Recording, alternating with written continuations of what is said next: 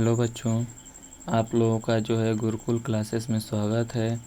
तो यहाँ आज हमारा जो है आज का टॉपिक है वह क्या है, वह जो है किरचॉफ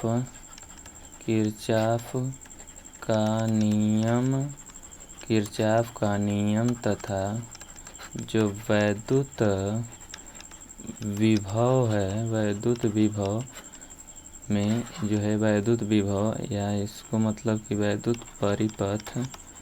परिपथ इसके बारे में आज हम लोग डिस्कस करेंगे। तो मैंने जो है क्लास यहीं से शुरू की है, इसलिए मैंने फर्स्ट क्लास रखा है। जो ये फिजिक्स का आप लोगों का जो है यूनिट 3 है, ठीक ना। तो बाकी जो इससे पीछे छूट गया उसको जो है मैं लेकर आऊँगा। तो अभी के लिए यहीं से शुरू करते हैं। तो इसमें जो है सबसे पहले हम लोगों को पढ़ना है इलेक्ट्रिक सेल, ठीक है। हम लोगों को पढ़ना क्या है, पढ़ना है हम लोगों को electric cell. Electric cell basically होता क्या है, ठीक ना। इलेक्ट्रिक सेल तो मतलब हम लोग बोल सकते हैं कि जो वैद्युत सेल है एक ऐसी युक्ति है जो रासायनिक ऊर्जा, ठीक ना, जो रासायनिक ऊर्जा को वैद्युत ऊर्जा में परिवर्तित करके किसी परिपथ में आवेश के प्रवाह को निरंतर बनाए रखती है, ठीक ना। क्या मतलब है कि जो वैद्युत सेल है एक ऐसी युक्ति होती है जो रासायनिक ऊर्जा को वैद्युत ऊर्जा में परिवर्तित करती है, जो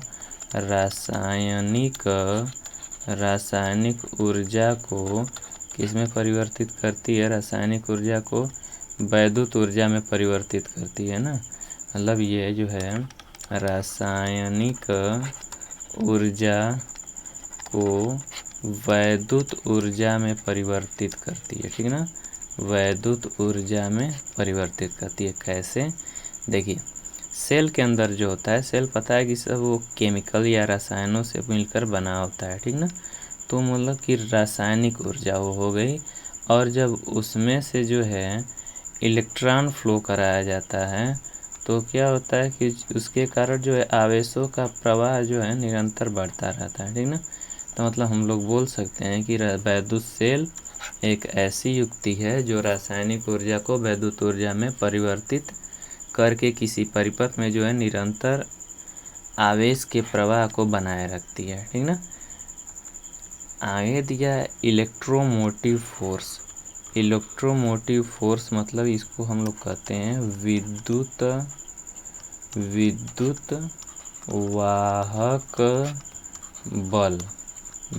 वाहक बल, और शॉर्ट में हम लोग कहते हैं ईएमएफ, यानी इलेक्ट्रोमोटिव फोर्स, ठीक ना। तो इलेक्ट्रोमोटिव फोर्स बेसिकली होता क्या है कि एकांक आवेश को पूरे परिपथ में सेल सहित प्रवाहित करने में सेल द्वारा दी गई ऊर्जा को सेल का वैद्युत वाहक बल कहते हैं, ठीक ना। मतलब कि एकांक आवेश को पूरे परिपथ में सेल द्वारा प्रवाहित करने में सेल द्वारा दी गई ऊर्जा को जो है वैद्युत वाहक बल कहते हैं। जैसे मान लीजिए कि हमारे पास जो है जो W कार्य है उसको जो है यानी कि E बराबर W/Q, ठीक है ना। E बराबर W/Q, यानी W क्या है, तो ये हो जाएगा कार्य, ठीक है ना। W कार्य है और Q जो है उस पर आवेश है, ठीक ना, उस पर आवेश है, यूनिट चार्ज, ठीक ना। तो मतलब ये है कि हम लोग बोल सकते हैं कि एकांक आवेश को या एकांक आवेश के कारण किसी परिपथ में जितना कार्य करना पड़ता है उसे विद्युत वाहक बल कहते हैं, ठीक है ना। या दी गई ऊर्जा को जो है सेल द्वारा दी गई ऊर्जा को विद्युत वाहक बल कहते हैं, ठीक ना। मतलब यहाँ पर E का मतलब है इलेक्ट्रोमोटिव फोर्स, W का मतलब है वर्क डन, मतलब कि कार्य, और जो है Q का मतलब है आवेश, ठीक है ना। Q का मतलब क्या है, आवेश, ठीक है ना।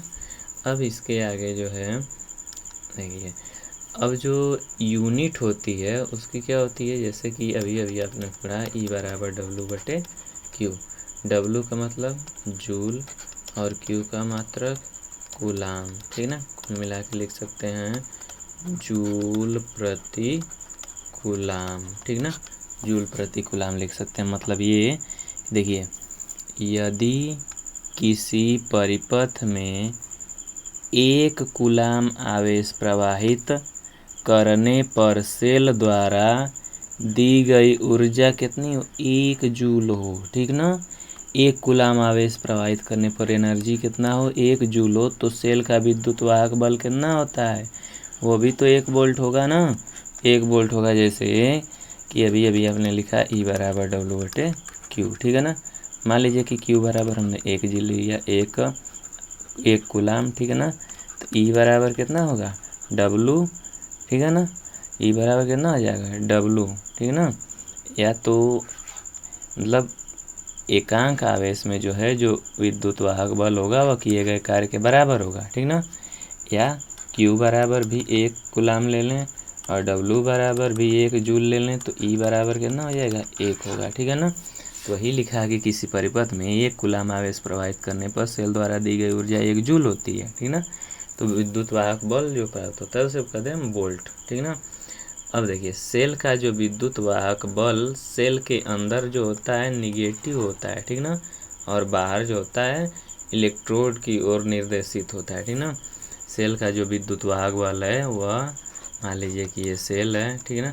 इसके अंदर जो EMF होगा वह क्या होगा, निगेटिव होगा, लेकिन निगेटिव से पॉजिटिव इलेक्ट्रोड की ओर निर्देशित होता है। जैसे मान लीजिए कि पॉजिटिव है और यह निगेटिव है, तो निगेटिव से पॉजिटिव की ओर जो EMF है वो हमेशा निर्दिष्ट होता है, ठीक ना।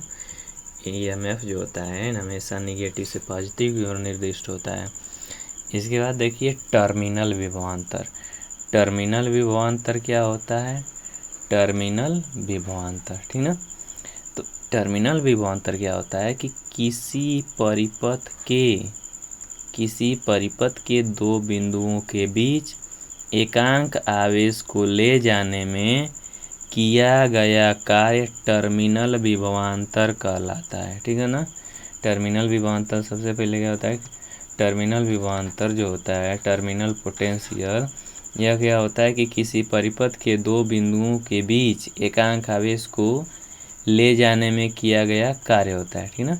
जैसे एक इलेक्ट्रॉन सर्किट से जुड़े सेल का EMF मान ले रहे हैं E है, और उसको इसके कारण जो है W जो है सेल द्वारा ऊर्जा देनी पड़ रही है, ठीक है ना। तो उस समय जो होगा आवेश Q प्रवाहित होगा, ठीक है ना। तो अगर हम मान लें कि प्रत्येक स्थान पर जो है पहले जो है परिपथ में जो काम करना पड़ रहा है वह W1 है, फिर यहाँ पे W2 है, W3 है, ठीक है ना। तो परिपथ के विभिन्न भागों में व्यय ऊर्जा और उन सब का योग जो है W होता है। मतलब W = W1 + W2 + W3 + W4 ऐसे, ठीक ना। मतलब ये होता है, ठीक ना। इसके बाद देखिए टर्मिनल पोटेंशियल डिफरेंस में क्या होता है। देखिए एक सर्किट है, सर्किट में भी बताएं कि निगेटिव तो पॉजिटिव जो होता है EMF को फोर्स होता है। इसमें जो है जो इसके द्वारा कार्य करना पड़ा W1 है, इसके द्वारा कार्य W2 है, W3 है, और ये जो सीरीज में है तो विभवांतर जो होगा अलग अलग सबका होगा। तो ये V1 हो गया, V2 हो गया, V3 हो गया, यानी कि इसके पहले हम पढ़े थे कि E बराबर W/Q, ठीक है ना। W की जगह पर W1 W2 W3, चूँकि आवेश जो है सब में क्या होगा, समान होगा, ठीक ना। आवेश सब में समान होगा, तो यहाँ से हम लोग लिख सकते हैं W1 + W2 + W3 + ... बटे Q। इससे अलग अलग देखिए डिवाइड किया गया, अलग अलग डिवाइड कर लेंगे, ठीक है ना। तो यहाँ से हमको पता है कि V1 बराबर क्या होता है, W1/Q, V2 बराबर W2/Q, V3 बराबर W3/Q, ठीक है ना। तो इन सब का मान जब हम यहाँ इसी में रखेंगे तो आएगा E बराबर V1 V2 V3 ... मतलब कि ये क्लियरली स्पष्ट है कि जो टर्मिनल पोटेंशियल होता है वह क्या होता है, वह उनके बीच जो है सभी जो है प्रतिरोधों के बीच जो कार्य करना पड़ रहा है या जो उनके बीच विभवांतर उन सबके योग के बराबर जो होता है वह इसका EMF होता है, मतलब इलेक्ट्रोमोटिव फोर्स होता है। ठीक है, अब देखिए, अब आगे हम लोग पढ़ेंगे सेल का आंतरिक प्रतिरोध। ठीक है, सेल का आंतरिक प्रतिरोध।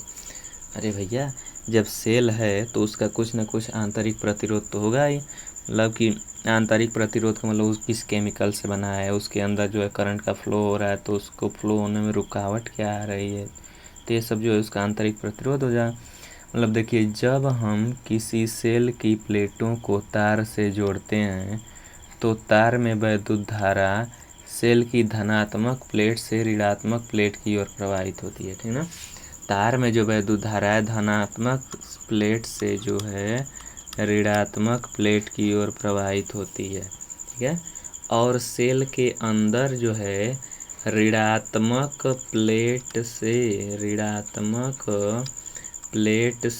धनात्मक प्लेट की ओर प्रवाहित होती है। ठीक है ना, ये सेल के अंदर, ठीक है ना, और ये बाहर। ठीक है, जिस प्रकार से जो है तार विद्युत धारा का प्रतिरोध करता है उसी प्रकार से सेल का विलयन भी क्या करता है कि विद्युत धारा के मार्ग में प्रतिरोध लगाता है। ठीक है ना, और इसी प्रतिरोध को क्या बोलते हैं हम लोग, आंतरिक प्रतिरोध बोलते हैं। ठीक है, जिस प्रकार जो है मान लीजिए कि वायर है PQ है। ठीक है ना, इसमें मान लीजिए कि कोई बल्ब हम लगा दिए, जब बल्ब लगा दिए तो बल्ब जलेगा तो यहाँ से यहाँ तक करंट जो फ्लो हो रही है उसमें कुछ प्रतिरोध हुआ ना, कम हुआ ना। इसी प्रकार जो सेल है, सेल जो है तो इसमें क्या होता है कि इसके अंदर जो है विलयन होते हैं, तो विलयन क्या करते हैं, आवेशों के प्रवाह को रोकते हैं। ठीक है ना, रोकते हैं, और इसी को जो है क्या बोलते हैं हम लोग, आंतरिक प्रतिरोध बोलते हैं। तो इस प्रतिरोध के कारण क्या होता है, कोशिका द्वारा दी जाने वाली ऊर्जा का कुछ भाग कोशिका के भीतर ही खर्च हो जाता है। ठीक ना, तो सेल का जो आंतरिक प्रतिरोध है वह किन किन बातों पर निर्भर करता है। ठीक ना, तो पहला बात ये कि सेल का जो आंतरिक प्रतिरोध है वह प्लेटों के बीच की दूरी के अनुक्रमानुपाती होता है। ठीक है ना, प्लेटों के बीच, मान लीजिए कि ये प्लेट है पॉजिटिव और ये निगेटिव, इन दोनों के प्लेटों के बीच की दूरी यानी मान लीजिए R है तो उसके अनुक्रमानुपाती होता है। ठीक ना, अब विलयन में डूबी हुई प्लेट उसके क्षेत्रफल के भी उत्क्रमानुपाती होती है। मतलब जितना जो है क्षेत्रफल है उसका जो प्लेट का, उस जितना विलयन में डूबा हुआ है उसके क्या होगा, अनुक्रमानुपाती होगा। और इलेक्ट्रोलाइट की बढ़ती एकाग्रता के साथ क्या होता है, बढ़ता जाता है। ठीक है ना, तो ये रहा हमारा आज का क्लास। इसमें जो है अन्य जो हेडिंग है, अन्य हेडिंग्स जैसे कॉम्बिनेशन जो हो गया इनका कॉम्बिनेशन, इसको जो हम इसके नेक्स्ट क्लास में लेके आएंगे। तब तक के लिए धन्यवाद, अपना ख्याल रखिए, आपका दिन शुभ हो।